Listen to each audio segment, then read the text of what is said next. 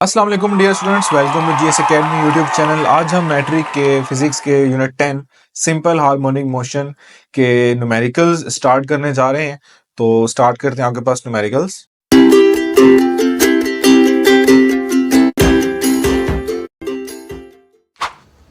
Students, आपके पास जो फर्स्ट न्यूमेरिकल है, कहते हैं the time period of a simple pendulum is 2 seconds. के सबसे पहले तो आपके पास एक सिंपल पेंडुलम है जिसका टाइम पीरियड आपके पास गिवन है 2 seconds. What will be its length on the earth, और हमें फाइंड आउट करना है उसकी लेंथ को कि उसकी लेंथ कितनी होगी अर्थ पर। और कहता है what will be its length on the moon, और यही पेंडुलम की लेंथ जो है मून पर क्या होगी अगर उसका ग्रेविटेशनल एक्सेलरेशन आपके पास गिवन है मून का। और जी ई मीन टू से कि आपके पास ग्रेविटेशनल एक्सेलरेशन ऑन अर्थ जो है वो 10 मीटर्स पर सेकंड स्क्वायर है। तो हम यहाँ पे इसकी वैल्यूज जो है वो फिल्टर आउट कर लेते हैं कि आपके पास जो यहाँ पर डेटा है फर्स्ट ऑफ ऑल जो गिवन है वो कहता है कि the time period of a simple pendulum is 2 seconds. तो फर्स्टली आपके पास जो है वो इसका टाइम पीरियड गिवन है, तो इसको आपके पास जो है वो कैपिटल टी से रिप्रेजेंट किया जाता है विच इज़ 2 सेकेंड्स।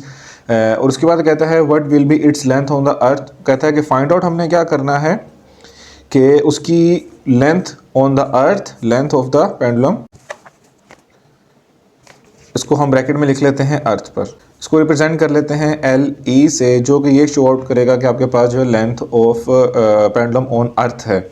सेकेंडली वो कहता है what will be its length on the moon. Simply आपके पास अगेन हमने यही फाइंड आउट करना है, बट कहाँ पर आपके पास जो है ये मून पर फाइंड आउट किया जाएगा, और इसको हम रिप्रेजेंट कर लेते हैं एल एम से। ओके, तो और आपके पास जो वैल्यू गिवन है वो ये कि जी ई आपके पास गिवन है ग्रेविटेशनल एक्सेलरेशन ऑन अर्थ जो है वो 10 मीटर पर सेकंड स्क्वायर है। ये वैसे आप सबको पता भी है, ये आपके पास जो हम फिजिक्स में अभी तक जो जी ई वैल्यू पढ़ते आए हैं वो 10 मीटर्स पर सेकंड स्क्वायर ही है। इसके अलावा उसने आपको गिवन किया है कि मून पर आपके पास जो है ग्रेविटेशनल एक्सेलरेशन जो है वो अर्थ का सिक्स्थ पार्ट कह लें। तो जी एम यहाँ पर आपके पास क्या है, जी ई ओवर 6। जी ई आपके पास 10 है, इसको डिवाइड कर लेते हैं 6 पर, तो आपके पास डिवीजन बाय 10 डिवाइडेड बाय 6 आपके पास क्या आ रहा है 1.667। इसको हम कर लेते हैं राउंड फिगर पर सेकंड स्क्वायर। ओके, ये जो डेटा था हमने वो फिल्टर आउट कर लिया है। अब हमने जो वैल्यूज फाइंड आउट करनी है वो length of the pendulum on earth और ऑन मून है। तो अपना सोल्यूशन स्टार्ट करते हैं। आपके पास जो सोल्यूशन है उसमें सबसे पहले तो आपको पता है कि आपने टाइम पीरियड का जो फॉर्मूला पढ़ा हुआ है फॉर द पेंडुलम्स, वो आपके पास क्या है कि time period of a pendulum 2 pi square root of L over जी।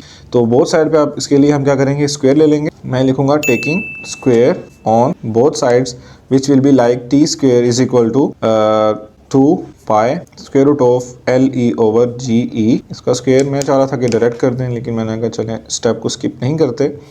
2 का स्क्वायर क्या हो जाएगा 4, पाई का स्क्वायर एग्जैक्टली पाई स्क्वायर हो जाएगा, जबकि ये वैल्यू स्क्वायर रूट के अंदर है तो इसका जो है स्क्वायर रूट कैंसिल हो जाएगा। बाकी जो टर्म बच जाएगी वो बच जाएगी एल ई ओवर जी ई। ओके, नाउ अब आपके पास जो है हमारी वैल्यू जो है वो स्क्वायर रूट से बाहर आ चुकी है। अब हमने जो है ये टर्म फाइंड आउट करनी है, तो इसको हमें इक्वल के एक साइड पे अकेला छोड़ना पड़ेगा ताकि आपके पास जो है वो फॉर्मूला सॉर्ट आउट हो सके।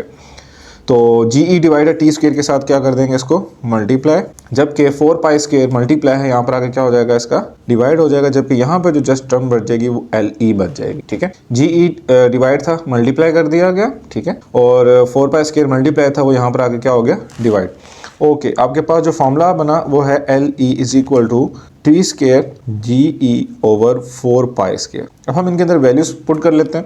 टी स्क्वायर, टी की वैल्यू आपके पास कितनी गिवन है 2 सेकेंड्स गिवन है, ठीक है, तो हम टी की वैल्यू क्या पुट कर लेते हैं 2 मल्टीप्लाई बाय जी ई उसने गिवन किया था अर्थ पर ग्रेविटेशनल एक्सेलरेशन आपके पास क्या है 10 है, तो multiply by 10 divided by 4 into pi square आपको पता है 3.14 राउंड फिगर इसको किया जाता है। तो अगर इसको मजीद सॉर्ट आउट करते हैं तो हो जाएगा 4 multiply by 10 divided by 4 multiply by 3.14 का स्क्वायर ले लेते हैं। 3.14 स्क्वायर आपके पास क्या आता है 9.8596। 9.8596 में 20/4 वैल्यू इसलिए लिखा ताकि हमारा आंसर जो है वो according to the book round figure तकरीबन पास ही है।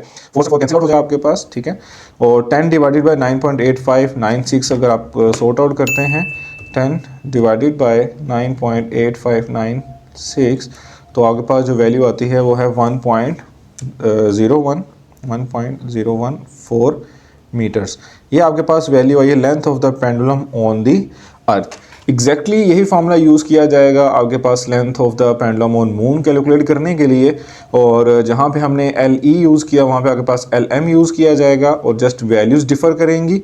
हमारे पास जो है वो टी की वैल्यू भी सेम रहेगी, जस्ट हमारे पास जो ग्रेविटेशनल एक्सेलरेशन ऑन अर्थ था जो कि 10 था उसकी जगह हम यूज़ करेंगे 1.667।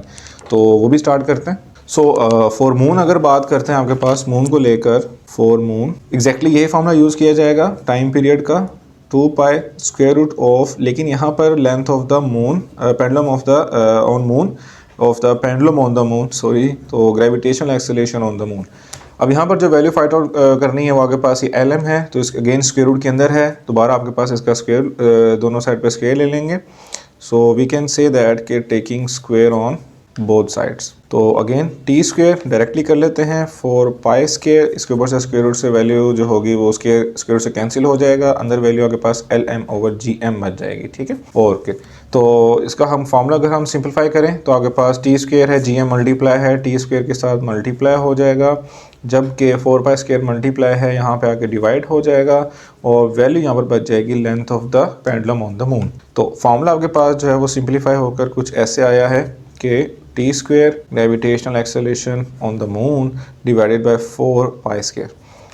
टी की वैल्यू अगेन आपके पास 2 ही गिवन है, ठीक है, तो 2 square multiply by gravitational acceleration पे वैल्यू आपके पास मून पर 1.667 है। ओके, तो ये आपके पास क्या आ जाएगा यहाँ पर 1.667 divided by 4 into 3.14 whole square. इनको सिंपलीफाई कर लेते हैं, कैलकुलेट करते हैं।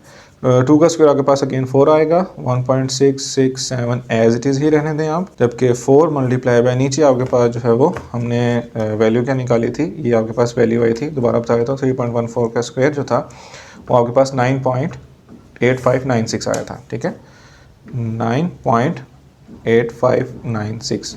4 से 4 आपके पास कैंसिल हो जाएगा, तो आपके पास लेंथ ऑफ द मून अगर हम इसको डिवाइड करते हैं कुछ इस तरह से कि 1.667 डिवाइडेड बाय 667 डिवाइडेड बाय 9.8596, तो वैल्यू आपके पास क्या आती है 0.169, जो कि राउंड फिगर का अगर हम करेंगे यानी कि 0.169 है, उसके बाद 0 है, अगर ऐसे हम राउंड फिगर करते हैं तो राउंड फिगर करने के बाद ये हो जाएगा 0.16 क्या बन जाएगा 7 मीटर्स, ठीक है। मेरे ख्याल में पीछे मीटर लिखा है कि नहीं लिखा, हाँ मीटर लिखा मैंने।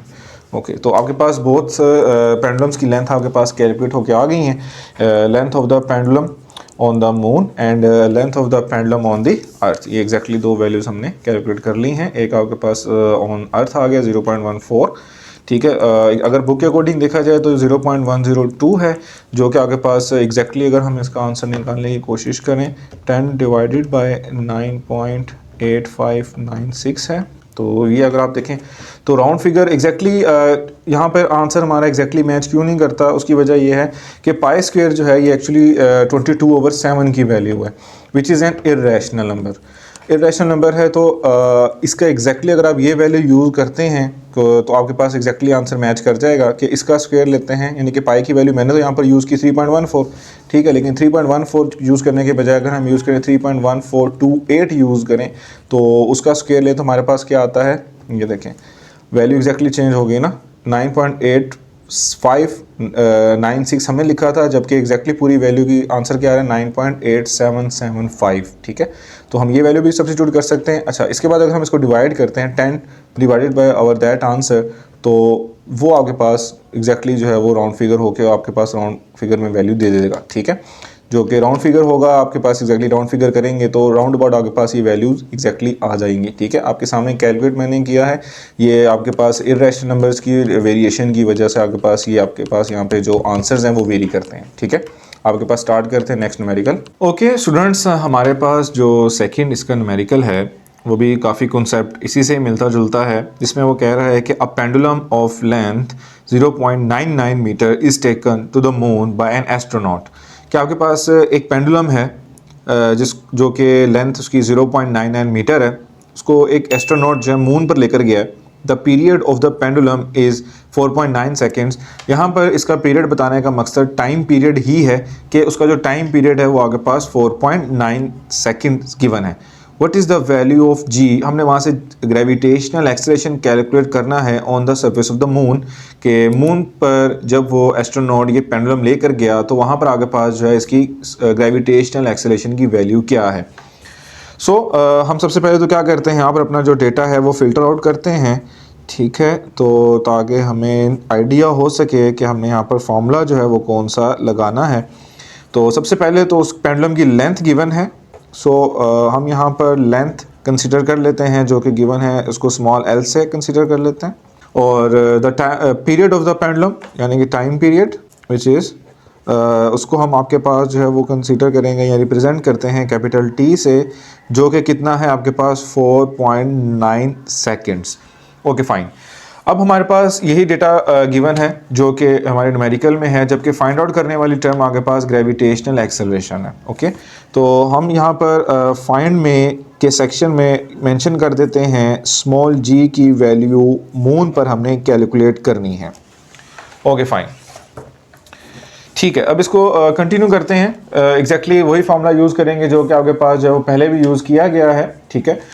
लास्ट न्यूमेरिकल में भी आपके पास जो टाइम पीरियड का फार्मूला हमने यूज़ किया वो आपके पास क्या था, actually T is equal to 2 pi square root of L over G आपके पास जो है न्यूमेरिकल में ऑलरेडी हम ये फार्मूला यूज़ कर चुके हैं।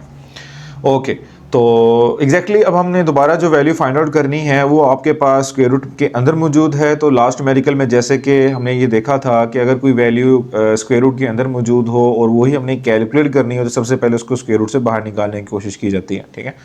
तो उसके लिए हम क्या करेंगे, taking square on both sides, taking square on both side, so we can say T square is equal to 2 का स्क्वायर आपके पास आ जाएगा 4 पाई स्क्वायर बन जाएगा, जबकि ये स्क्वायर रूट से बाहर आगे वैल्यू लिखी जाएगी एल ओवर जी। ओके, अब हम आपके पास जो वैल्यू हमने फाइंड आउट करनी थी वो स्क्वायर रूट से बाहर आ चुकी है। तो अगर हमने इसे कैलकुलेट करना है तो कोशिश करेंगे कुछ इस तरह से कि इक्वल के एक साइड पे इसको अकेला रख लिया जाए। अब अगर हम देखें तो जी की वैल्यू फाइंड आउट करनी तो इक्वल की उस तरफ मैं इसको टी स्क्वायर से मल्टीप्लाई करता हूँ तो ये कुछ ऐसे इक्वेशन आपके पास बन जाती है, ठीक है। और जी की वैल्यू फाइंड आउट करनी है, टी यहाँ पर हमें इसकी ज़रूरत नहीं है तो हम इसको इक्वल के उस साइड पर ले जाकर डिवाइड कर देते हैं। ये आपके पास एग्जैक्टली वो फार्मूला बन गया है जिसको यूज़ करते हुए आपके पास जो है जी की value on the surface of the moon calculate की जाएगी। ओके, सो कंटिन्यू करते हैं आगे। हम क्या करते हैं, इसमें वैल्यूज़ को पुट आउट कर देते हैं, विच इज़ आपके पास पाई की वैल्यू अगेन 3.14 कंसिडर होगी, जबकि टाइम पीरियड आपके पास जो है वो 4.9 सेकेंड्स गिवन है। तो मैं यहाँ पे लिखूँगा 4.9, चूँकि टाइम पीरियड का स्क्वायर है तो यहाँ पर भी आपके पास स्क्वायर लिख लिया जाएगा। ओके, आपके पास यहाँ पर 3.9 का स्क्वायर अगर हमने कैलकुलेट करना है तो मैं 3.19 मल्टीप्लाई बाई 3.19 सॉरी 19 कह रहा हूँ 14 मल्टीप्लाई बाई 3.14, एक्चुअली 22/7 है ना इसकी वैल्यू। तो ये आपके पास आता है 9.8596। तो हम क्या करते हैं, ये लिख लेते हैं पॉइंट के बाद 4 डेसिमल प्लेस तक, जो कि हमारी एक स्टैंडर्ड कैलकुलेशंस होती हैं कि पॉइंट के बाद 4 डेसिमल प्लेसेस तक आप वैल्यूज़ राइट डाउन कर लें। आफ्टर दैट आपके पास 4.9 का स्क्वायर लेना है हमने, ठीक है। तो 4.9 का स्क्वायर आपके पास क्या आता है 24.01। ये वाला बटन जो है प्रेस करके आपके पास जो है ये फ्रैक्शन से डेसिमल में आंसर जो है वो लेके आया जा सकता है इस वाले बटन से, ठीक है। तो ये परेशान मत होइएगा कि सर ये आप जो है वो कैसे करते हैं, हमें भी बताएं। तो ये आई होप सो काफ़ी हद तक बच्चों को पता ही होगा, जिनको नहीं पता वो काइंडली ये वाले बटन्स को प्रेस करके आपके पास फ्रैक्शन और डेसिमल में आप कन्वर्जन कर सकते हैं, ठीक है। सो नाउ अब हम इसको मल्टीप्लाई कर लेते हैं, 4 मल्टीप्लाई बाई 9.8595, तो आपके पास जो आंसर आता है वो आ रहा है 39.438 विच विल बी डिवाइडेड बाय 24.01।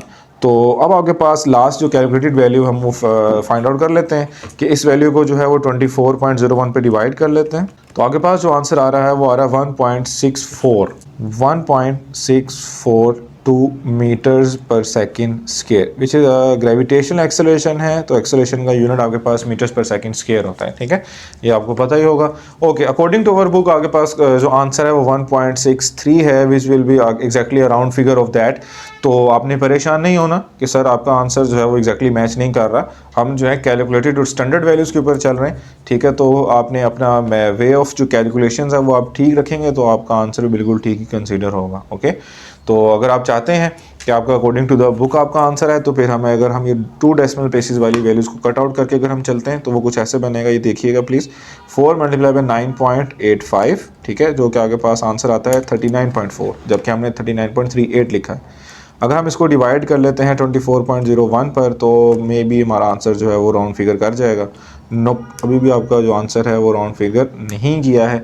तो एग्जैक्टली अगर हम इसका आंसर निकालना चाहते हैं तो 4 मल्टीप्लाई बाय 9.8 कर लेते हैं। हालांकि अप्रोच बिल्कुल भी अच्छी नहीं है फॉर द हायर कैलकुलेशंस, क्योंकि पॉइंट के बाद आपको एटलीस्ट 4 वैल्यूज़ को यूज़ करना पड़ता है। तो मैं यहाँ पे एक वैल्यू को यूज़ करके आंसर जो है वो निकालने की कोशिश करते हैं।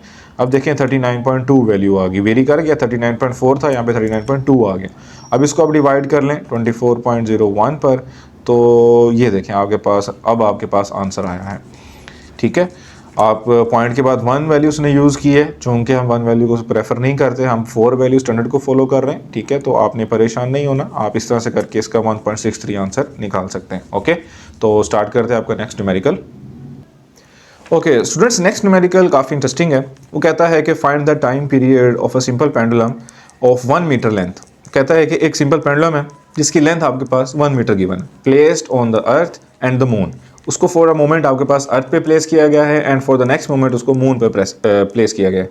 The value of the g on the surface of the moon is 1/6 of its value on the earth. Again वही वैल्यू गिवन है जो कि पीछे आपके पास क्वेश्चन में गिवन था, यानी कि वो कह रहा है value of g on the surface of the moon, यानी कि इस पूरी लाइन की बात कर रहा है कि gravitational acceleration of the on surface of the moon is equal to the 1/6 of its value on the earth, means GE divided by 6, वो ये कहना चाह रहा है। ओके, कहता है where the G is 10 metres पर सेकेंड स्क्वायर, जबकि वो कह रहा है कि G की वैल्यू जो है वो अर्थ पर GE which is actually gravitational acceleration on the earth is 10 metres पर सेकेंड स्क्वायर। ओके, तो स्टार्ट करते हैं। बिल्कुल सिंपल है, जस्ट आपके पास लेंथ गिवन है और ग्रेविटेशनल एक्सेलरेशन गिवन है और हमसे पूछा जा रहा है टाइम पीरियड्स के बारे में। ओके, तो ज़रा हम अपना डेटा जो है वो रेडी कर लेते हैं according to that.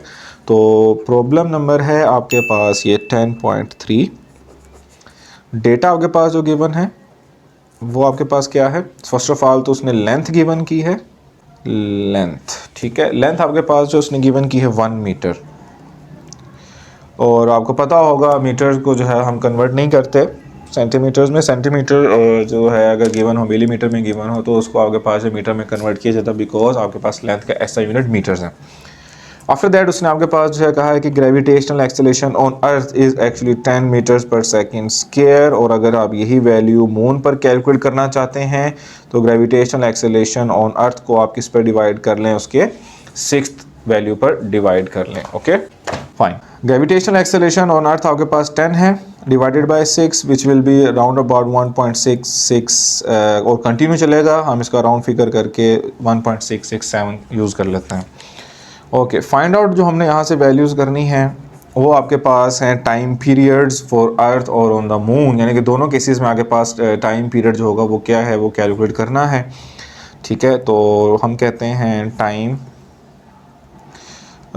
Period on earth which will be TE, and then time period on the moon which will be T m, नीचे छोटा सा लिखना है, बड़ा करके नहीं लिखिएगा।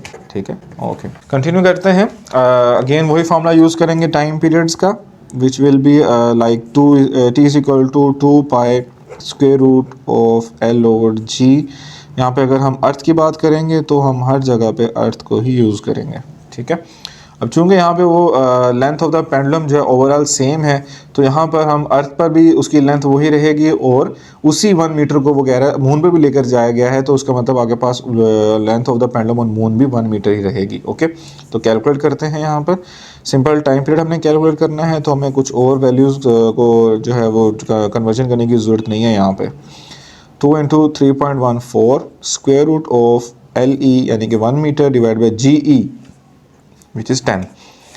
Okay, time period on earth multiplication करते जाते हैं साथ, 2 multiply by 3.14 which is 6.28 multiply 1/10 कर लें, 1 डिवाइडेड बाय 10 फर्स्टली। ठीक है, उसके बाद आपने क्या करना है, जो आंसर आया वो आपने कुछ ऐसे करना है, आंसर आप यहाँ से लेके आइएगा। ठीक है, जो आपका रिसेंट आंसर होता है वो यहाँ से आपको मिल जाएगा। रिसेट आंसर आएगा वो इसी में आएगा, तो वो एग्जैक्टली आपके पास वैल्यू क्या आ रही है 0.31622, 0.3162। ओके, इसको मल्टीप्लाई कर लेते हैं 6.28 से, मल्टीप्लाई सॉरी क्या है 6.28 मल्टीप्लाई बाय 0.3162, तो आपके पास आंसर आता है 1.98 सेकेंड्स। ठीक है, तो 1.98 सेकेंड्स हैं। अगर आप चाहें एग्जैक्टली अगर आप आंसर लेकर आना चाहते हैं तो अगेन मैं आपको बता देता हूँ कि आंसर कैसे आएगा। तो फ़िलहाल जो है इसका ऑन मून पर जो है इसका हम टाइम पीरियड कैलकुलेट कर लेते हैं, इक्वल टू LM/GM, और मून की बात हो रही है तो 2 मल्टीप्लाई बाय 3.14, यहाँ तक कैलकुलेशन एग्जैक्टली सेम चलेंगी। Length of the pendulum on moon is 1 और ग्रेविटेशनल एक्सेलरेशन आपके पास कितना था मून पर 1.667। ठीक है, ओके, अब हम क्या करते हैं इसको मल्टीप्लाई करेंगे तो यही वैल्यू आ जाएगी विच इज़ 6.28 मल्टीप्लाई बाय, इसको हम सेपरेटली कैलकुलेट कर लेते हैं कुछ इस तरह से कि 1 डिवाइडेड बाय 1.667 पहले डिवाइड कर लेंगे, फिर उसके बाद इसका स्क्वायर रूट निकाल लेंगे, तो जो आपके पास कितना आ रहा है 0.7745, 0.7745। इन दोनों को मल्टीप्लाई कर लेते हैं 6.28 से, तो आपके पास आंसर आता है 4.86 is equal to 4.86 seconds. Okay, round figures अगर आप करेंगे तो राउंड फिगर करके आपकी वैल्यू जो है वो राउंड फिगर करने के बाद 4.9 सेकेंड्स बन जाती है, और इसको राउंड फिगर करेंगे तो आपके पास जो है 1 के बाद एग्जैक्टली पॉइंट के बाद 9 आ रहा है, तो हम इसको राउंड फिगर करके 2 सेकेंड्स कंसीडर कर सकते हैं ना, राउंड फिगर हम कर लेंगे इसको। तो कुछ इस तरह से आपके पास जो है वो आंसर हमने टाइम पीरियड्स के निकाले हैं for the pendulums on the earth और for the pendulum on the moon. तो ये आपके पास आपका थर्ड न्यूमेरिकल था जिसके अंदर हमने ग्रेविटेशनल एक्सेलरेशन जो थे वो वेरी कर रहे थे मून पर और अर्थ पर। अर्थ पे जो है वो 10 मीटर पर सेकंड स्क्वायर यूज़ हुआ है, जबकि मून पर आपके पास 1.66 सेकंड्स यूज़ हुआ है। तो इन दोनों के अगेंस्ट आपके पास टाइम पीरियड्स में क्या चेंजेस आएंगी वो हमने कैलकुलेट कर ली है। 1 फॉर द अर्थ पे आपके पास 2 सेकंड्स आ जाएगा, जबकि मून पर 4.9 सेकंड्स आएगा। ठीक है, तो स्टार्ट करते हैं आपका नेक्स्ट न्यूमेरिकल। ओके स्टूडेंट्स, आपके पास जो नेक्स्ट न्यूमेरिकल एक्चुअली अगेन वही कॉन्सेप्ट है कि आपके पास सिंपल पेंडुलम यूज़ किया जा रहा है, और वो कहता है कि it completes the 1 vibration in 2 seconds, कि आपके पास वो जो है एक वाइब्रेशन 2 सेकेंड्स में कंप्लीट कर रहा है। मीन टू से कि टाइम पीरियड की बात की जा रही है, और टाइम पीरियड आपके पास एग्जैक्टली उस टाइम को कहते हैं जिसमें आपके पास कोई भी ऑब्जेक्ट जो है वो अपनी राउंड ट्रिप या 1 वाइब्रेशन कंप्लीट करता है। तो यहाँ पर एग्जैक्टली वही बात हो रही है कि 1 वाइब्रेशन इन 2 सेकेंड्स। साथ ही वो कहते हैं कैलकुलेट इट्स लेंथ, हमने उस पेंडुलम की लेंथ कैलकुलेट करनी है when the G is 10 metres per second square. तो न्यूमेरिकल आपके पास जो है वो 10.4 है, और यहाँ पर आपके पास जो डेटा गिवन है फर्स्ट ऑफ ऑल तो टाइम पीरियड आपको गिवन उसने बताया कि आपके पास जो है वो क्या है 2 सेकेंड्स है, जिसमें आपके पास जो है वो 1 राउंड ट्रिप जो है वो कंप्लीट हो रही है। ठीक है, तो उस राउंड ट्रिप को अगर देखा जाए तो आपके पास टाइम पीरियड जो है वो एग्जैक्टली क्या है 2 सेकेंड्स है। ठीक है, तो 2 सेकेंड्स आपके पास टाइम पीरियड है, और सेकेंडली वो कह रहा है कि आपके पास जो स्मॉल जी की वैल्यू है वो आपके पास 10 मीटर्स पर सेकेंड स्क्वायर है। यहाँ से फाइंड आउट करने वाली जो वैल्यू है जो हमने टर्म फाइंड आउट करनी है वो है length of the pendulum actually, जिसको हम एल से रिप्रेजेंट करते हैं, और यहाँ पर हम इसको फाइंड भी उसी फॉर्मूले से करेंगे जो कि ऑलरेडी हम पहले करते आए हैं, which is like T is equal to 2 pi square root of L over G. Okay, तो अब हम अगर आप देखें जो हमने वैल्यू फाइंड आउट करनी है एल वाली वो एक्चुअली स्क्वायर रूट के अंदर है, तो हमें क्या करना पड़ेगा स्क्वायर रूट से अगर इसको बाहर निकालेंगे तो जैसे कि आपको पहले भी पता है कि कोई भी अगर टर्म आपके पास स्क्वायर रूट में है तो उसको स्क्वायर रूट से बाहर निकालने के लिए बोथ साइड पे हम क्या लेते हैं taking square on both side. तो क्या बन जाएगा T square is equal to 4 pi square, और ये वैल्यूज स्क्वायर रूट से बाहर आ जाएंगी समथिंग लाइक दैट। ओके, तो हमने लेंथ फाइंड आउट करनी है, जी डिवाइड है तो टी स्क्वायर के साथ ये मल्टीप्लाई हो जाएगा, जबकि 4 पाई स्क्वायर यहाँ पर आगे क्या हो जाएगा डिवाइड। यहाँ पर आगे पास जो टर्म बच जाती है इक्वल के उस साइड पे वो जस्ट लेंथ है, और फॉर्मूला आगे पास कुछ ऐसे बन चुका है। यहाँ पर हमने बस वैल्यूज पुट आउट करनी है। टाइम पीरियड आगे पास क्या आ जाएगा 2 स्क्वायर जो कि गिवन है, जी की वैल्यू भी 10 गिवन है, 4 इंटू पाई की वैल्यू हम 3.14 यूज़ करते हैं, चूँकि उसका स्क्वायर है तो हम स्क्वायर के साथ इसको यूज़ करेंगे। ठीक है, ओके नेक्स्ट अगर हम देखें तो ये आपके पास 2 का स्क्वायर हो जाएगा 4 into 10 divided by 4 multiply by 3.14 का स्क्वायर हम ऑलरेडी पहले भी कैलकुलेट कर चुके हैं कि 3.14 का जो स्क्वायर है वो 9.8596 है। 9.8596।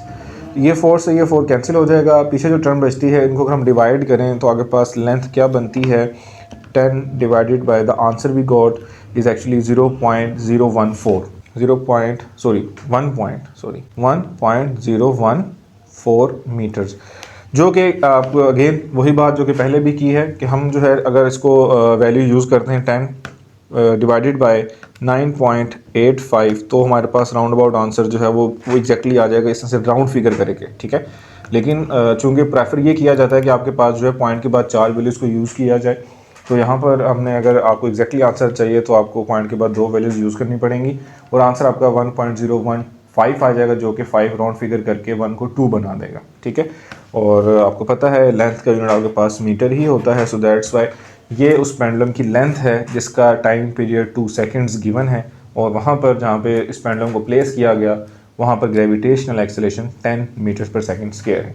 तो स्टार्ट करते हैं आपका नेक्स्ट न्यूमेरिकल। सो स्टूडेंट्स, आपके पास जो नेक्स्ट न्यूमेरिकल जो आज हम करने जा रहे हैं वो कहता है कि if 100 waves passes through a point of a medium in 20 seconds, कि एक स्पेसिफिक मीडियम है उसमें से आपके पास नंबर ऑफ वेव्स जो हैं वो 100 पास करती हैं इन 20 seconds, what is the frequency and the time period of the wave. तो हमने कैलकुलेट करके बताना है कि उस वेव की जहाँ से वो प्रोड्यूस की जा रही है उसकी फ्रीक्वेंसी और उसका टाइम पीरियड क्या है उस वेव का, मीन टू से कि उसकी एक कंप्लीट वेव को कंप्लीट होने में कितना टाइम लग रहा है। If it's wave length is 6 centimetre calculate the wave speed, और अगर उसकी वेव लेंथ आपके पास 6 सेंटीमीटर गिवन है तो कहता है उसकी स्पीड भी आप मुझे कैलकुलेट करके बताएं। तो यहाँ पर हमने जो कैलकुलेट करनी है वो 3 वैल्यूज़ हैं, जिसमें सबसे पहली फ्रीक्वेंसी है and the second one is the time period and the third one is the speed of the wave, ठीक है। तो फिल्टर आउट करते हैं यहाँ से आगे पास डेटा जो हमारे पास गिवन है और फिर इस न्यूमेरिकल को हम कंटिन्यू करते हैं। तो फर्स्ट ऑफ ऑल आगे पास जो वैल्यूज़ गिवन है वो आपके पास जो गिवन है वो मैं आपके सामने इधर राइट डाउन कर लेता हूँ, जिसमें सबसे पहले तो आपके पास जो ये प्रॉब्लम नंबर है, प्रॉब्लम नंबर आपके पास है 10.5, और यहाँ पर आपके पास जो डेटा गिवन है वो आपके पास जो एक्चुअली में है वो है नंबर ऑफ वेव्स है, number of waves which is actually 100 number of waves हैं, और सेकेंडली आपके पास जो है वो गिवन की है नंबर टाइम टेकन है उसका, यानी कि इन वेव्स को डिलीवर होने में जो टाइम लगा वो आपके पास 20 सेकंड्स लगा है, यानी कि 100 वेव्स को एक स्पेसिफिक पॉइंट में से पास करने में 20 सेकंड्स लगे हैं। और लास्ट में उसने आपके पास जो है उसने कहा है कि फ्रीक्वेंसी कैलकुलेट करनी है, और अगर उसकी वेव लेंथ आपके पास जो है वेव लेंथ जिसको आप लैम्डा से रिप्रेजेंट करते हैं वो अगर आपके पास हो 6 सेंटीमीटर, तो वो क्या कह रहा है कि फाइंड आउट करके बताएं कि फ़र्स्ट ऑफ ऑल तो उसकी फ्रीक्वेंसी जिसको आप स्मॉल f से रिप्रेजेंट करेंगे, the second one is actually the time period जो कैपिटल T से रिप्रेजेंट होता है, and the last one is the speed जिसको स्मॉल v से रिप्रेजेंट करते हैं, ठीक है। ये आपके पास डेटा है जो गिवन है, और अब हम इसको स्टार्ट करते हैं इसकी वैल्यूज़ कैलकुलेट करना, जिसमें सबसे पहले तो अगर हमने फ्रीक्वेंसी कैलकुलेट करनी है तो फ्रीक्वेंसी कैलकुलेट करने के लिए तो हमें ये दोनों टर्म्स यूज़ करनी पड़ेंगी कि नंबर ऑफ़ वेव्स और द टाइम टेकन। अब डेफिनेटली टोटल वेव्स आपके पास 100 हैं और उनको गुजरने में 20 सेकंड्स लग रहे हैं, तो एक वेव को गुजरने में कितना टाइम लगेगा वो आपके पास जो होगा वो उसका एक्चुअली बन जाएगा टाइम पीरियड, ठीक है। वो एक्चुअली इसका क्या बन जाएगा, टाइम पीरियड आपके पास बनेगा, जिसमें हम देखेंगे कि एक वेव को कितना टाइम लग रहा है टाइम कंप्लीट करने में, वो आपके पास काउंटेबल हो जाएगा एज ए टाइम पीरियड, वो तो रिवर्स प्रोसेस हो जाएगा, ठीक है। अब यहाँ पर अगर हमने इसकी फ्रीक्वेंसी कैलकुलेट करनी है तो हम देखेंगे number of waves divided by the time taken, तो इससे हमें ये पता लग जाएगा कि एक सेकंड में कितनी वेव्स गुजर रही हैं। यहाँ पर हम और रिवर्स जा रहे हैं, हम यहाँ पर ये नहीं देख रहे कि एक वेव को गुजरने में कितना टाइम लग रहा है, जबकि हम यहाँ पे टाइम को फोकस कर रहे हैं कि एक सेकंड में कितनी वेव्स पास करेंगी। तो उसके लिए आपके पास जो होगा टोटल नंबर ऑफ वेव्स 100 है, इसको अगर मैं 20 पे डिवाइड कर दूँ तो मेरे पास 1 सेकंड की कैलकुलेशन आ जाएगी कि एक वेव को जो एक सेकंड में जो है वो कितनी वेव्स आपके पास पास कर रही हैं। तो 0 से 0 कैंसिल कर दें, 2 1 2, 2 5 10, तो फ्रीक्वेंसी आपके पास जो यहाँ से कैलकुलेट होके आती है वो आती है 5 हर्ट्ज़, ओके। हमने क्या किया कि टोटल वेव्स आपके पास जो गिवन थी उसको टाइम पर डिवाइड किया ताकि आपके पास एक सेकंड में गुजरने वाली वेव्स हमें पता लग जाए कि कितनी वेव्स एक सेकंड में गुजर रही हैं। तो अकॉर्डिंग टू इट एक सेकंड में आपके पास 5 जो है वो वेव्स वहाँ से पास कर रही हैं, सो इट मीन्स इसकी फ्रीक्वेंसी 5 हर्ट्ज़ है, ओके। जब फ्रीक्वेंसी कैलकुलेट हो गई है तो हम ये कह सकते हैं कि टाइम पीरियड और फ्रीक्वेंसी का इन्वर्स रिलेशन होता है तो मैं ये कहूँगा कि 1/5 अगर आप इसे डिवाइड करते हैं तो टाइम पीरियड आपके पास जो है वो क्या आ जाएगा, 1/5 इज़ एक्चुअली 0.2, तो ये आ जाएगा 0.2 सेकेंड्स। तो ओके, अब हमारे पास दो जो टर्म्स हैं वो तो हमने कैलकुलेट कर ली हैं। First one was the frequency and the second one is time period. अब हमने जाना है इसकी स्पीड की तरफ, ठीक है। और स्पीड के लिए आपके पास यहाँ पे एक तो लैम्डा गिवन है, दूसरा हमने फ्रीक्वेंसी और टाइम पीरियड कैलकुलेट किया। तो हमें ये सेंस होनी चाहिए कि हम स्पीड कैसे कैलकुलेट कर सकते हैं। उसके लिए फॉर्मूला आपने पढ़ा था v is equal to F lambda. Just values put out करते हैं। फ्रीक्वेंसी आपके पास 5 कैलकुलेट हुई है अभी ऊपर, और वेवलेंथ उसने जो थी वो 6 सेंटीमीटर गिवन थी, जिसको आप जो है वो 100 पे डिवाइड करके मीटर में कन्वर्ट कर सकते हैं, ठीक है, विच इज़ 0.06 मीटर। तो अगर आप इसको मल्टीप्लाई करें 0.06 के साथ, तो आपके पास जो है जो वैल्यू आएगी 5 into 0.06 which will be like 0.3 metres पर सेकेंड। चूँकि स्पीड है तो स्पीड का यूनिट आपके पास क्या होता है, मीटर्स पर सेकेंड, ठीक है। तो इसमें आपके पास सबसे पहले तो हमने जो नंबर ऑफ वेव्स गिवन थी उसको टाइम पर डिवाइड किया, ताकि आपके पास 1 सेकेंड, आपने सुना होगा rate of change of speed. Rate of change of speed के अंदर आपके पास क्या होता है कि आप टाइम को फोकस कर रहे होते हैं इन 1 सेकेंड, इन यूनिट टाइम की बात होती है। तो यहाँ पर भी यूनिट टाइम की बात की गई कि हमने यूनिट टाइम पे उसको डिवाइड किया ताकि 1 सेकेंड के में आपके पास नंबर ऑफ वेव्स को देखा जा सके, ठीक है। उसके बाद आपके पास टाइम पीरियड कैलकुलेट किया गया, बिकॉज फ्रीक्वेंसी और टाइम पीरियड आपस में इन्वर्स रिलेशन रखते हैं।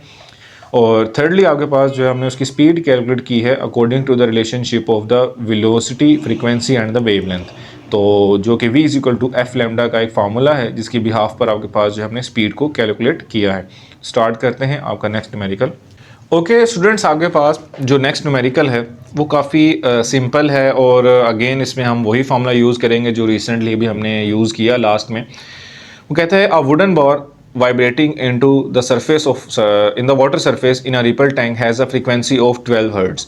कहता है कि एक वुडन बार है जो कि वाटर की सरफेस के अंदर into the surface of water कह रहा है, ठीक है। तो वो वाटर की सरफेस के अंदर आपके पास जो है वाइब्रेट कर रहा है, और वो जिस फ्रीक्वेंसी से वाइब्रेट कर रहा है वो फ्रीक्वेंसी आपके पास गिवन है विच इज़ 12 हर्ट्ज।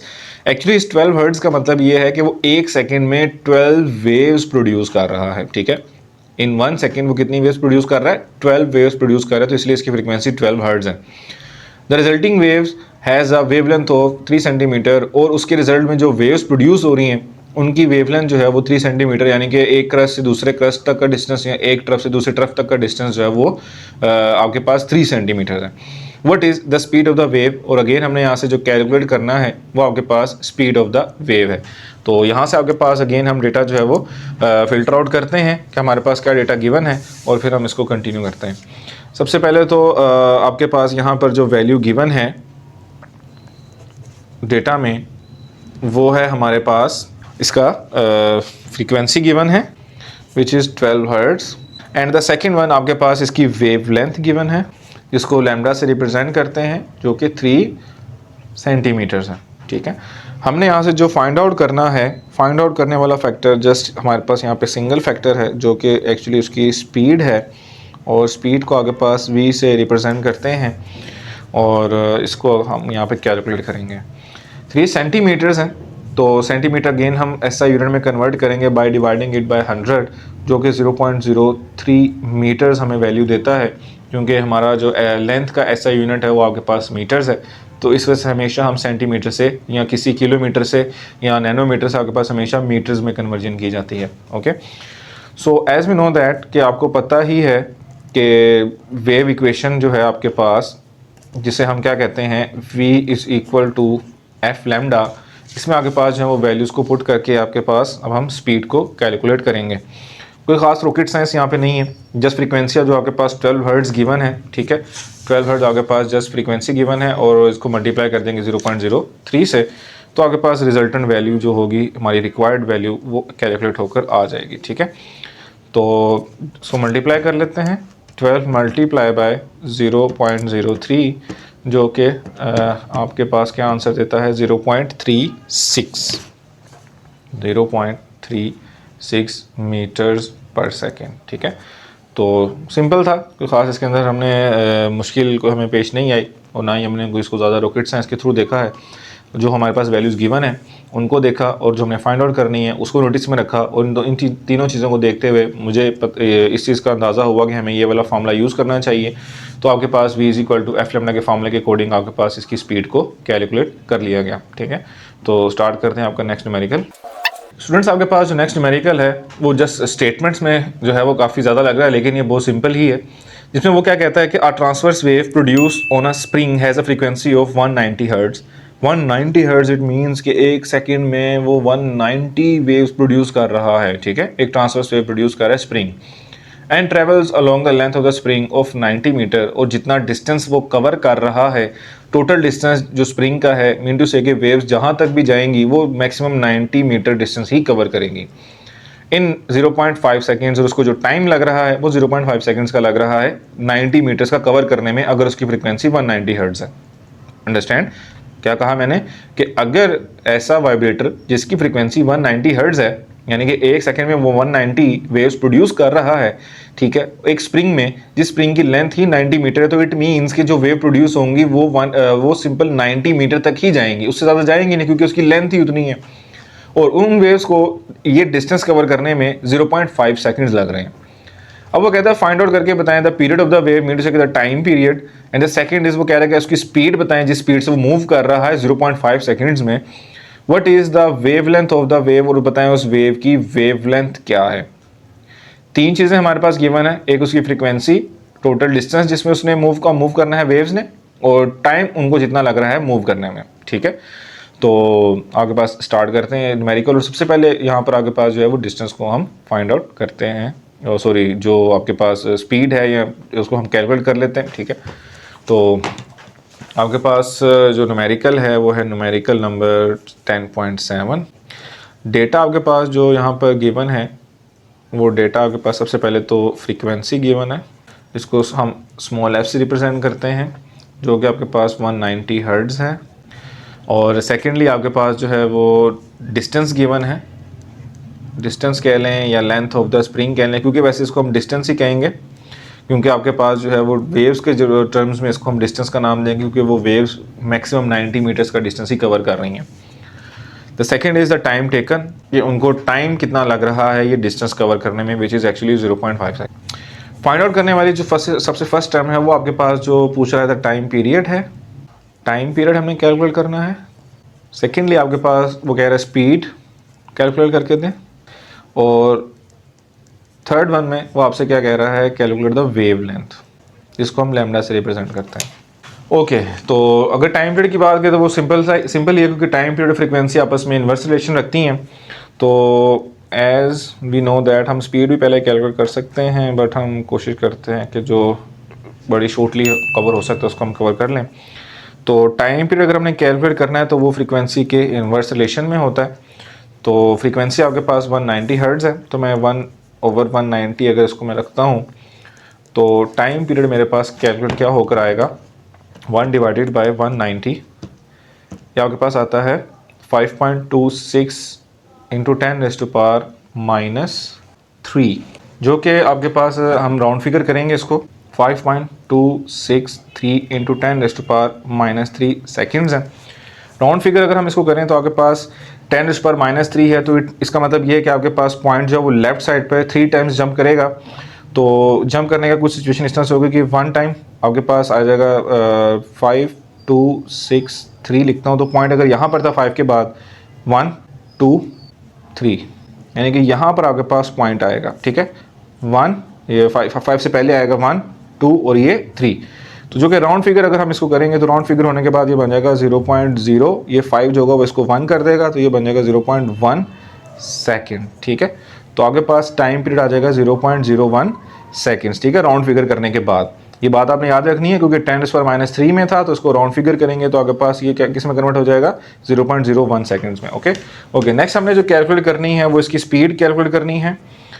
तो स्पीड कैलकुलेट करने के लिए आपके पास यहाँ पे अगर हम डिस्टेंस और टाइम को अगर हम फोकस करें तो ये आपके पास वैल्यूज़ यहाँ से कैलकुलेट करके दे सकता है, जो कि कुछ इस तरह से होगी कि S is equal to V multiply by T, formula हमने पढ़ा हुआ है। ठीक है, तो अकॉर्डिंग टू इट वेलोसिटी आपके पास किसकी इक्वल आ जाएगी, S/T के। तो हम ये क्या कह सकते हैं, स्पीड या वेलोसिटी डिस्टेंस ओवर टाइम है। तो डिस्टेंस इसने कितना कवर किया है वो है 90 मीटर और टाइम कितना लगा 0.5 सेकेंड्स। तो हम क्या करेंगे, इसको 90 डिवाइडेड बाय 0.5 करें तो स्पीड आपके पास क्या आ जाएगी इसकी 90 डिवाइडेड बाय 0.5, तो ये डबल हो जाएगी जो कि 180 मीटर्स पर सेकेंड होगा। ओके, तो ये स्पीड आपके पास आ गई। चूंकि उसने डिस्टेंस गिवन किया था, टाइम गिवन किया था, तो डेफिनेटली अगर दो एंड पॉइंट्स के बीच में अगर आपके पास जो है वो ये दोनों वैल्यूज गिवन हो तो अकॉर्डिंग टू इट आपके पास S = VT के मुताबिक हम जो है वो स्पीड को कैलकुलेट कर सकते हैं। लास्ट में आपके पास बचा वेवलेंथ। तो वेवलेंथ का फॉर्मूला सिंपल आपको पता ही है, जो कि V = F लैम्डा हम यूज़ करते आए हैं, ठीक है। और यहाँ से लैम्डा हमारी डिमांडिंग वैल्यू है, तो फ्रीक्वेंसी वहाँ पर वेलोसिटी के स्पीड के साथ क्या हो जाएगी, डिवाइड। तो रिलेशनशिप कुछ ऐसे बन जाएगा कि लैम्डा = V/F। तो वेलोसिटी भी हमने निकाली है, यानी कि speed which is 180 divide by frequency आपके पास 190 है, जो कि यहाँ पर हमारे पास गिवन है। तो अगर हम 180 को डिवाइड करते हैं 190 पर, तो आपके पास आंसर में क्या आता है 0.94, ठीक है, 0.947, जो कि ये राउंड फिगर होगा। तो ये कितना बन जाएगा आपके पास 0.95 मीटर्स, ठीक है, क्योंकि 5 से बड़ी वैल्यू है, 5 से बड़ी वैल्यू होती है तो वो फिर क्या होता है कि उससे पहले वाली वैल्यू जो है वो राउंड फिगर हो जाती है। इसके अंदर डिफरेंट केसेस भी आते हैं कि आपके पास वो ओड है या इवन है, लेकिन यहाँ पे मोस्टली आपको सिंपल बेसिक्स पे रखते हैं, जिससे क्या होगा कि आपके पास अगर आपके पास किसी भी नंबर से के बाद अगर डेसिमल प्लेसेस में अगर कोई बड़ी वैल्यू है 5 से, तो वो राउंड फिगर हो जाएगी अगली वैल्यू को, ठीक है। तो हमने कुछ इस तरह से आपके पास वेलोसिटी को कैलकुलेट किया। फर्स्ट ऑफ ऑल तो टाइम पीरियड कैलकुलेट किया गया by using the frequency, because ये आपके पास दोनों इनवर्स प्रोपोर्शन में होते हैं।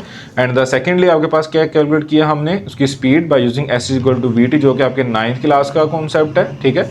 और लास्ट में आपके पास वेव इक्वेशन को यूज़ करते हुए हमने आपके पास वेवलेंथ को कैलकुलेट किया, जो कि एक्चुअली V = F लैम्डा का फॉर्मूला था। तो स्टार्ट करते हैं आपका नेक्स्ट न्यूमेरिकल। ओके स्टूडेंट्स, आपके पास जो नेक्स्ट न्यूमेरिकल आपका है वो 10.8, उसके अंदर आपके पास जो स्टेटमेंट गिवन कर रहा है वो कुछ इस तरह से है कि water waves in a shallow dish are 6 centimetre long. आपके पास कह रहा है कि एक डिश है जिसमें आपके पास एक टाइप ऑफ शैलो वाटर है। शैलो वाटर मीन टू से कि उसमें पानी जो है वो काफ़ी ज़्यादा स्पीड में है, जिसकी वजह से आपके पास जो उसमें 6 सेंटीमीटर लॉन्ग वेव्स प्रोड्यूस हो रही हैं, यानी कि वेव की जो लेंथ है वो आपके पास 6 सेंटीमीटर लॉन्ग है। सो इट मीन्स कि आपके पास वेव लेंथ 6 सेंटीमीटर गिवन है।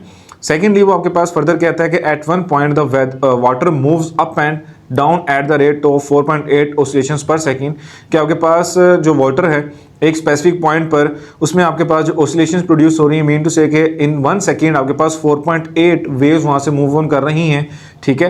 तो अब आपके पास एक्चुअली ये आपके पास फ्रीक्वेंसी गिवन है, कंफ्यूज करने के लिए उसने ऑसिलेशंस पर सेकेंड का वर्ड यूज़ किया, लेकिन बेसिकली ये आपके पास फ्रीक्वेंसी ही है जिसको हम हर्ट्ज में भी काउंटेबल करते हैं। यहाँ से पूछना जो आपसे वो चाह रहा है वो कहता है कि what is the speed of the water waves, कि आपके पास वाटर वेव्स की स्पीड क्या है। और सेकेंडली वो पूछना चाह रहा है what is the period of the water waves, कि जो वाटर वेव्स हैं उनका टाइम पीरियड क्या है। तो स्टार्ट करते हैं आपके पास न्यूमेरिकल। इसमें सबसे पहले जो आपके पास डेटा गिवन है पहले हम वो फिल्टर आउट करते हैं फर्स्ट प्रायोरिटी पे। न्यूमेरिकल है 10.8। तो डेटा में सबसे पहले उसने आपको जो है वो वेव लेंथ गिवन की हुई है, ठीक है, यानी कि जो वेव्स प्रोड्यूस हो रही हैं उनकी लेंथ आपके पास गिवन है, जो कि लैम्डा से रिप्रेजेंट होती है, विच इज़ 6.0 सेंटीमीटर्स। ओके, इसके बाद आपके पास उसने आपको जो गिवन किया है वो इसकी फ्रीक्वेंसी गिवन की है। फ्रीक्वेंसी को आपके पास स्मॉल f से रिप्रेजेंट करते हैं, जो कि आपके पास 4.8 ऑसिलेशंस पर सेकंड कह सकते हैं, या उनको हर्ट्ज में भी आप लिख सकते हैं, ठीक है। 6 सेंटीमीटर वेवलेंथ है। सेंटीमीटर को मीटर में कन्वर्ट करने के लिए हम 100 पे डिवाइड करते हैं ताकि आपके पास जो है SI यूनिट में कन्वर्जन्स हो जाएं। आफ्टर दैट अब आपके पास जो है हमने फाइंड आउट करनी है दो टर्म्स यहाँ पर, जिसमें फर्स्ट टर्म आपके पास जो है वो क्या है, speed of the water waves, यानी कि हमने स्पीड कैलकुलेट करनी है। और सेकेंडली आपके पास वो क्या कह रहे हैं, calculate the time period. Time period आपको पता है कि time period is the time that a wave taken to complete its one complete vibration. तो अब आपके पास जो है सबसे पहले अगर स्पीड की बात करें तो स्पीड के लिए आपके पास फार्मूला क्या यूज़ होता है, अगर आपके पास फ्रीक्वेंसी गिवन है, वेवलेंथ गिवन है, तो हम वेव इक्वेशन यूज़ कर सकते हैं, which is like you can say V = F lambda. तो सिंपल है, वैल्यू सब्स्टिट्यूट करते हैं। फ्रीक्वेंसी आपके पास 4.8 गिवन है, ठीक है, फ्रीक्वेंसी 4.8 है और लैम्डा आपके पास यानी कि वेवलेंथ जो है वो 0.06 है। सो आपके पास यहाँ पर अगर हम इसको मल्टीप्लाई कर लेते हैं 4.8 मल्टीप्लाई बाय 0.06, तो आपके पास जो कैलकुलेशंस आती हैं वो कुछ इस तरह से हैं कि 2.88 0.288 सॉरी, तो जो कि आपके पास बन जाएगा 0.29 मीटर्स पर second after round figure. Okay, ये आपके पास स्पीड आ गई है। नाउ अब हमने जो है इसका टाइम पीरियड कैलकुलेट करना है और आप सबको पता है टाइम पीरियड जो है वो फ्रीक्वेंसी का रेसिप्रोकल है। तो सिंपल आपके पास हम जो है फ्रीक्वेंसी की वैल्यू सब्स्टिट्यूट करके यहाँ से टाइम पीरियड को कैलकुलेट करेंगे by dividing like 1 divided by 4.8, जो कि आपके पास वैल्यू देता है 0.208। अब इसको राउंड फिगर करेंगे तो आपके पास टाइम पीरियड बन जाएगा 0.21 सेकेंड्स, क्योंकि टाइम पीरियड है तो आपके पास जो होगा वो सेकेंड्स में आएगा। तो कुछ इस तरह से बिल्कुल सिंपल न्यूमेरिकल था, कुछ खास इसमें लॉजिक नहीं यूज़ हुई। जस्ट आपके पास वेव इक्वेशन को हमने यूज़ करते हुए अपनी स्पीड कैलकुलेट की है और उसके बाद हमने जो है फ्रीक्वेंसी का रेसिप्रोकल जो है जो कि टाइम पीरियड है उसको हमने कैलकुलेट किया है बाय सिंपल फार्मूला। तो स्टार्ट करते हैं आपका नेक्स्ट न्यूमेरिकल।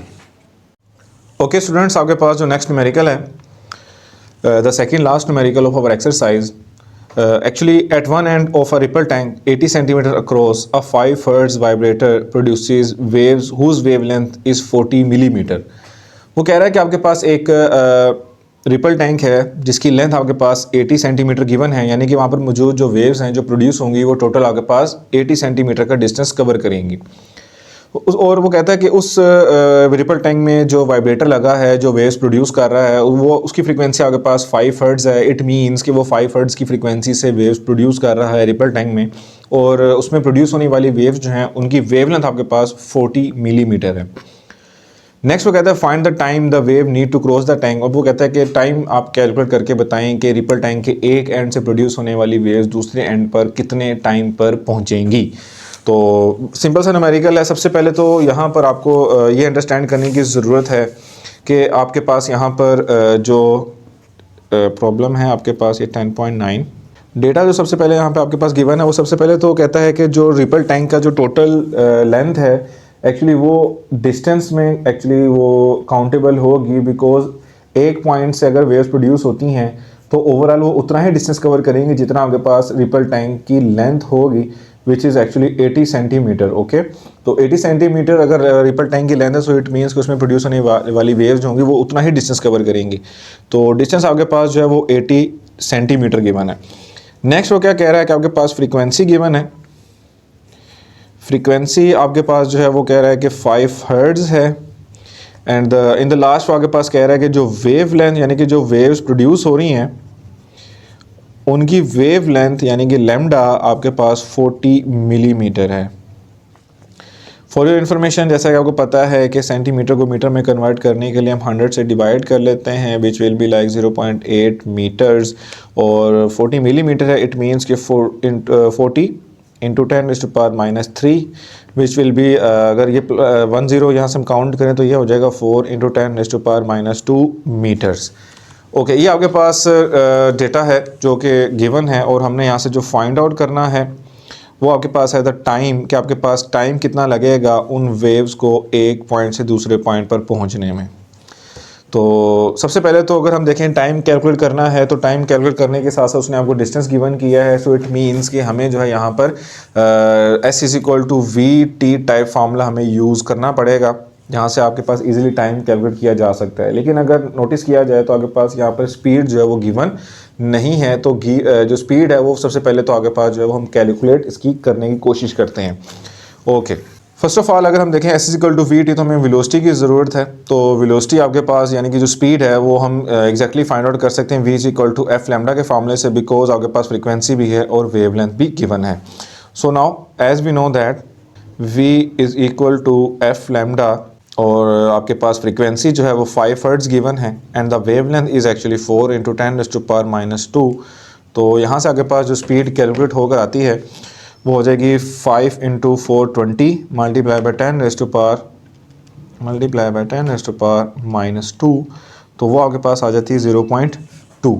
ठीक है, 0.2 आपके पास आ रहा है, 0.2 मीटर्स पर सेकेंड। ओके नेक्स्ट, अब हमने चूँकि डिस्टेंस की तरफ जाना है, डिस्टेंस कैलकुलेट करना है, तो हम कहेंगे s is equal to v multiply by T.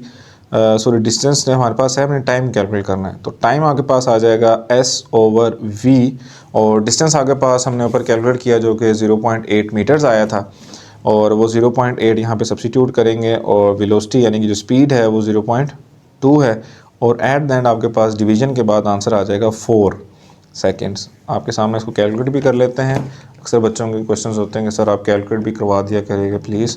तो 0.8 पर आप 0.2 पर डिवाइड करते हैं तो आपके पास 4 आंसर आता है। ओके, तो टोटल टाइम इसको 4 सेकंड्स लगेंगे कि आपके पास जो रिपल टैंक है जिसकी लेंथ आपके पास 80 सेंटीमीटर्स है, कि वो वेव्स एक एंड से प्रोड्यूस होके 80 सेंटीमीटर लेंथ के रिपल टैंक से गुजर जाएँ, अगर वेव्स प्रोड्यूस जो की जा रही हैं वो 5 हर्ट्ज़ की फ्रीक्वेंसी से हैं। ठीक है, तो ये आपका सेकंड लास्ट न्यूमेरिकल था। स्टार्ट करते हैं आपका नेक्स्ट न्यूमेरिकल। ओके स्टूडेंट्स, आपके पास जो नेक्स्ट न्यूमेरिकल है वो भी मोस्टली बिल्कुल सिंपल वही सिचुएशन है, जस्ट आपके पास वैल्यूज़ चेंज हुई हैं। वो कहता है कि what is a wavelength. Now we have to calculate the wavelength of the radio waves transmitted by an FM station. Actually आपके पास ये फ्रीक्वेंसी मॉड्यूलेशन स्टेशन है, जिसमें से आपके पास जो वेव्स प्रोड्यूस की जा रही है उनकी फ्रीक्वेंसी आपके पास 90 मेगा हर्ट्ज़ गिवन है। वेर उसने आपको बता दिया कि मेगा जो है वो 10⁻⁶ है, and the speed of the radio waves is 3 × 10⁸ metres पर सेकेंड। स्पीड आपके पास गिवन है और फ्रीक्वेंसी आपके पास गिवन है, और हमने जस्ट लैम्डा को कैलकुलेट करना है। तो इसे कैलकुलेट करते हैं। तो सबसे पहले तो आपके पास यहाँ पे जो डेटा है पहले हम वो फ़िल्टर आउट कर लेते हैं, ताकि हमें क्लियर हो जाए कि हमने न्यूमेरिकल जो है वो किस तरह से डील करना है। क्योंकि जब तक आप डेटा जो है वो फ़िल्टर आउट करके एग्जैक्टली नहीं रखते, तब तक आप जो है डिसाइड नहीं कर पाएंगे कि आपके पास जो है वो किस फार्मूले को जो है यूज़ करके सोल्व आउट किया जाएगा न्यूमेरिकल। तो फ्रीक्वेंसी आपके पास 90 मेगा हर्ट्ज़ गिवन है, विच इज़ उसने बताया है कि मेगा जो है वो 10⁻⁶ है। एक ज़ीरो यहाँ से इसमें एडअप करेंगे तो ये हो जाएगा 9 × 10⁻⁷ हर्ट्ज़। सेकेंडली आपके पास जो डेटा गिवन है वो उसकी स्पीड है, जिसको आपके पास जो है वो स्मॉल v से रिप्रेजेंट किया जाता है, और इसका जो SI यूनिट है वो आपके पास मीटर्स पर सेकेंड है। यूनिट्स के ऊपर ख्याल लाजमी करें। आंसर में न्यूमेरिकल्स में जो है आपने यूनिट साथ लाजमी मेंशन करना है, और डेटा के अंदर भी आपने जो है वो यूनिट्स को मेंशन करना है, ताकि आपके जो है मार्क्स की डिडक्शन के चांसेस कम से कम रहें। ओके, यहाँ से हमने जो कैलकुलेट करनी है वो उसकी वेव लेंथ है, जिसको लैम्डा से रिप्रेजेंट किया जाता है। तो सिंपल है numerical, v is equal to F lambda का फार्मूला यूज़ करेंगे। So we can say as we know that v is equal to F lambda, और लैम्डा कैलकुलेट करना है तो फ्रीक्वेंसी यहाँ पे आके डिवाइड हो जाएगी, और एट द एंड जो फार्मूला आपके पास जनरेट होगा वो होगा v ओवर f का, और स्पीड आपके पास जो है वो 3.0 × 10⁸ है, और फ्रीक्वेंसी आपके पास आई थी 9 × 10⁻, कितनी हो गई थी 7। ठीक है, ओके, तो इसको हम कैलकुलेट कर लेते हैं। इस तरह की कैलकुलेशन मोस्टली आप कोशिश किया करें कि जो डेसिमल वैल्यूज़ हैं, यानी कि जो न्यूमेरिक वैल्यूज़ हैं, उनको आप सेपरेटली सोल्व कर लें, और इनको आप सेपरेटली शिफ्टिंग के साथ सोल्व आउट कर लें, वो ज़्यादा बेटर है। यानी कि मैं 3 को जो है वो 9 पर डिवाइड कर लूँ तो आपके पास आंसर आता है 0.3333। तो मैं लिख लेता हूँ 0.333। अब 10⁸ ऊपर है, नीचे से जो 10⁻⁷ है ऊपर शिफ्ट होगा तो माइनस में हो जाएगी पावर। ठीक है, तो आपके पास ये बन जाएगा 0.333 × 10⁻8 - 7, जो कि एग्जैक्टली आपके पास आ जाएगा 0.333 × 10⁻1 सिंपल। तो अगर आप इसको सॉर्ट आउट करेंगे तो ये बन जाएगा 3.33 मीटर्स। क्योंकि आपके पास ये वेवलेंथ है और लेंथ ही है एक्चुअली, तो इसको भी मीटर्स ही कहते हैं। इसको आप देख लें 0.333 मल्टीप्लाई बाय 10 जो है वो आपके पास आएगा 3.33। तो हमने भी एग्जैक्टली यही आंसर निकाला है, जो कि आपकी इस एक्सरसाइज का जो है वो लास्ट न्यूमेरिकल था। आई होप सो आपको जो है डिटेल में ये न्यूमेरिकल्स डील करने के बाद आपको जो है क्लियरेंस हो गई होगी। अगर आपका कोई क्वेश्चन है regarding the MCQs, you can ask freely in my comment section. मैं आपके जो क्यूरीज़ हैं उनका आंसर लाजमी करूँगा, और इसके बाद हम स्टार्ट करेंगे आपके यूनिट 11 की न्यूमेरिकल की सीरीज़। तो स्टे ट्यून, इंशाल्लाह आपसे दोबारा मुलाकात होती है। खुदा हाफिज़। Thank you for watching GS Academy.